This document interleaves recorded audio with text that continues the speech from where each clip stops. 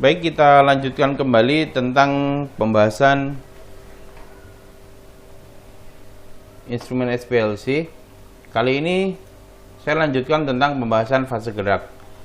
Fase gerak pada analisa dengan instrumen SPLC itu menggunakan fase gerak berupa cairan yang terdiri dari satu atau dua atau lebih campuran suatu solvent atau pelarut yang digunakan untuk mendistribusikan komponen yang ada di dalam suatu sampel ketika melewati kolom agar terjadi pemisahan.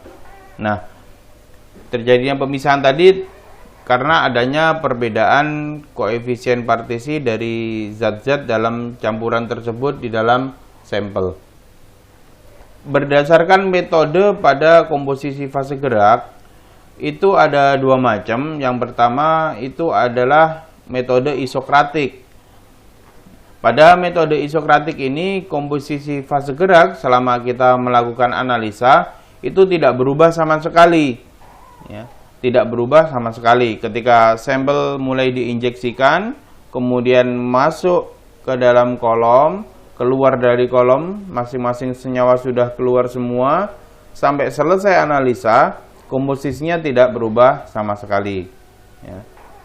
Jadi seperti itu. Kemudian yang kedua adalah metode gradien. Nah, komposisi pada metode gradien ini, komposisi fase gerak berubah-ubah selama analisa. Misalkan seperti ini, kita gunakan pelarut metanol dan aquabides. Nah, komposisi metanol di awal analisa 50, ya, kemudian aquabides 50.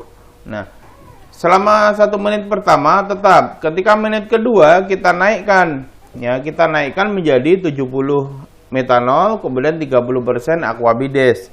Nah, seperti ini tujuannya untuk apa?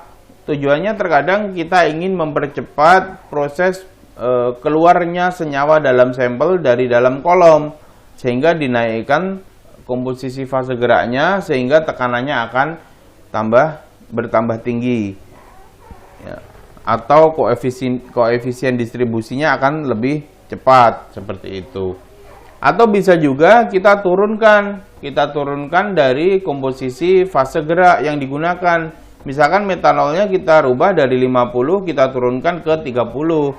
Nah, ketika turun di 30 ini, akibatnya akan ada komponen atau senyawa dalam sampel yang lebih melambat keluarnya. Tujuannya apa?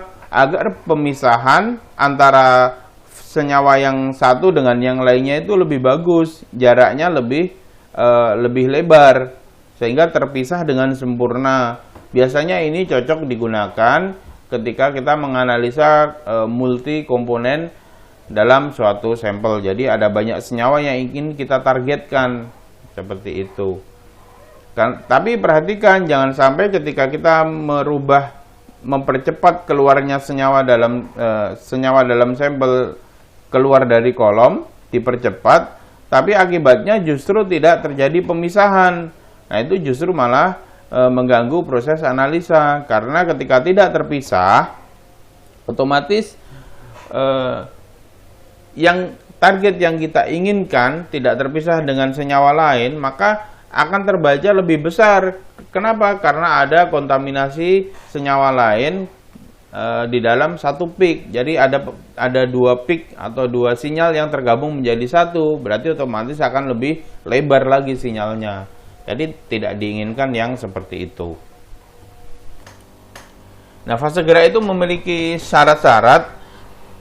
Syarat fase gerak yang pertama itu bisa melarutkan sampel, ini pasti. Kemudian kemurniannya tinggi, mendekati 100%. Makanya analisa SPLC itu menggunakan fase gerak dengan jenis LC grade atau liquid chromatography grade. Dan ini memang harganya cukup tinggi, sehingga penggunaan fase gerak juga diefisienkan agar analisa itu tidak agar analisa itu tidak menyebabkan biaya analisa itu terlampau tinggi. Kemudian viskositasnya harus cukup rendah sehingga ketika fase gerak ini mengalir di dalam kolom dan mendistribusikan senyawa dalam sampel itu tidak terhambat dan waktunya cukup cepat. Karena pori-pori fase diam atau kolom itu sangat kecil, ukurannya sampai mikro. Sehingga kalau viskositas fase gerak itu terlalu tinggi, otomatis alirannya itu akan sangat lambat sekali, bahkan mungkin bisa jadi akan terhambat. Kemudian syarat selanjutnya adalah sesuai dengan detektor. Maksudnya adalah fase gerak ketika melewati detektor, jangan sampai fase gerak tersebut memberikan sinyal terhadap detektor sehingga terbaca sebagai suatu komponen tersendiri. Kemudian tidak boleh bereaksi dengan sampel dan fase diam, karena kalau terjadi reaksi antara komponen dalam sampel dengan fase gerak yang digunakan, maka senyawa yang ingin kita baca, yang justru ingin kita analisa, itu akan berubah komposisinya karena terjadi reaksi dengan fase gerak. Kemudian tidak boleh juga fase gerak itu merusak sampel dan fase diam terutama, karena ketika senyawa dalam sampel rusak, otomatis sama tadi kasusnya tidak terbaca, dan jika fase diam itu rusak, maka kita harus terlalu sering mengganti fase diam, padahal harga fase diam itu atau kolom itu cukup tinggi. Dan ini akan menyebabkan biaya analisa yang cukup tinggi jika fase diam itu rusak oleh fase gerak. Kemudian dia harus mudah didapatkan, kemudian tidak beracun, meskipun kenyataannya kebanyakan fase gerak itu bersifat racun, ya, seperti metanol misalkan, kan tidak boleh kita minum metanol itu. Dan untuk hal ini bisa dilihat pada MSDS dari tiap-tiap larutan fase gerak yang digunakan. Nah, jadi kita harus pahami dulu MSDS-nya sebelum kita menggunakan setiap fase gerak yang akan kita gunakan pada instrumen HPLC untuk mengetahui cara menangani dari larutan tersebut. Kemudian titik didihnya sedang, ya, tidak boleh terlalu rendah, karena ketika terlalu rendah maka tekanan uapnya tinggi, sehingga kalau tekanan uap tinggi kan menguap. Nah, komposisi fase gerak yang ada dalam bentuk cairan akan berubah-ubah dan tidak stabil, dan ini sangat mengganggu proses analisa, terutama ketika kita ingin mendapatkan hasil yang presisi. Jadi akan berubah-ubah itu waktu retensi yang didapatkan karena terjadinya perubahan komposisi fase gerak. Nah, ketika didihnya terlalu tinggi, ini juga akan menyulitkan ketika kita melakukan yang namanya preparatif HPLC yang tadi saya contohkan, bahwa sampel yang sudah keluar dari kolom melewati detektor dikumpulkan atau diambil dalam keadaan murni, dalam keadaan terpisah. Nah, ketika dalam keadaan terpisah dari senyawa yang lain ini pun masih ada kandungan pelarut di dalam sampel yang kita tampung tadi, senyawa yang kita tampung tadi. Nah, untuk memurnikannya maka fase geraknya harus dipisahkan, biasanya dengan cara diuapkan. Nah, ketika titik didihnya terlalu tinggi, otomatis suhu yang kita gunakan untuk menguapkan fase gerak itu juga tinggi.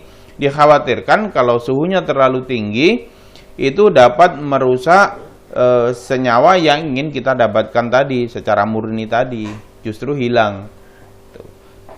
Jadi itu hubungannya sama dengan syarat fase gerak yang selanjutnya, yaitu mudah dipisahkan dari sampel.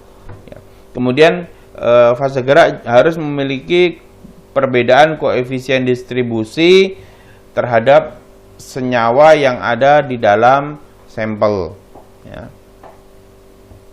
Tujuannya apa? Tujuannya supaya proses pemisahan senyawa yang ada di dalam sampel itu lebih bagus. Ya, karena inti dari kromatografi itu adalah memisahkan terlebih dahulu senyawa. Itu syarat dari fase gerak. Dan mungkin jika ada tambahan bisa kalian cari di internet, ya, tentang syarat-syarat fase gerak. Ya. Adapun jenis fase gerak yang biasa digunakan itu adalah air atau kadang buffer dan campuran pelarut organik ya. Jadi campuran antara pelarut organik dan air atau buffer itu biasa digunakan pada sebagai fase gerak pada analisa dengan instrumen SPLC.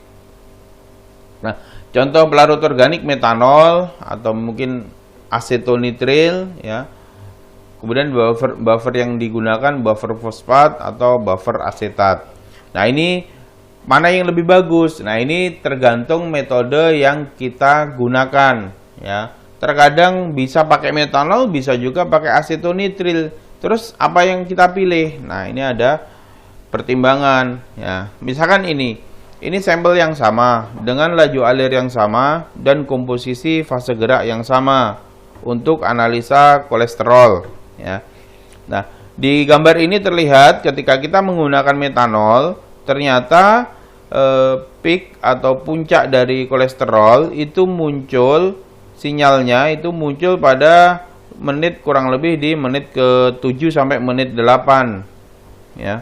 Adapun ketika kita menggunakan asetonitril, ternyata sinyalnya muncul di menit kurang lebih 13 menit baru muncul sinyal dari kolesterol. Berarti yang paling efektif pada saat pada analisa ini itu adalah kita menggunakan metanol. Kenapa? Dia muncul lebih cepat dengan puncak yang lebih tinggi. Otomatis puncak yang lebih tinggi itu proses pembacaannya bagus ya, karena yang diinginkan ketika puncaknya itu tinggi maka sinyal yang didapatkan itu cukup bagus ya. Itu jika kita menggunakan flow rate yang sama ya. Bisa juga mungkin jika kita menaikkan flow rate untuk asetonitril akan lebih cepat lagi ya. Metanol 1 mili kita pakai asetonitril 2 mili misalkan. Bisa jadi kolesterol akan lebih cepat keluar sinyalnya ya. Tapi yang jadi masalah apakah pemisahannya nanti bagus atau tidak, karena jangan sampai ketika kita naikkan flow rate-nya ternyata pemisahan dengan senyawa lain tidak bagus. Nah, itu yang jadi masalah lagi. Kemudian pengaruh pemilihan fase gerak yang berbeda. Contohnya ini, kita gunakan metanol cuma 0,7 mili, asetonitril 1 ml per menit. Ternyata pada gambar pertama pemisahannya cukup bagus ya. Yang jadi masalah waktunya cukup lama itu. Nah, pada peak yang kedua dengan asetonitril puncak yang kedua pemisahannya cepat, waktu analisanya cepat. Yang jadi masalah pemisahannya kurang bagus karena di situ terlihat antara puncak yang satu dengan yang lain itu jaraknya kurang terlalu jauh, belum ada space, sehingga seolah-olah antara peak nomor 2, nomor 1 dan nomor 3 itu tidak terpisah. Ya, itu menjadi masalah juga. Ya. Terus bagaimana caranya mengatasi hal seperti ini? Ya, kita pilih metode, kita cari metode sehingga kita coba-coba terus. Misalkan kita naikkan kita kurangi asetonitrilnya ke 0,7 mili. Apakah waktunya lebih cepat dan pemisahannya bagus atau tidak? Atau metanol, misalkan setelah peak kedua keluar, kita naikkan saja laju alirnya supaya peak ketiga lebih cepat keluar. Nah, itu yang saya maksud tadi kita menggunakan gradien.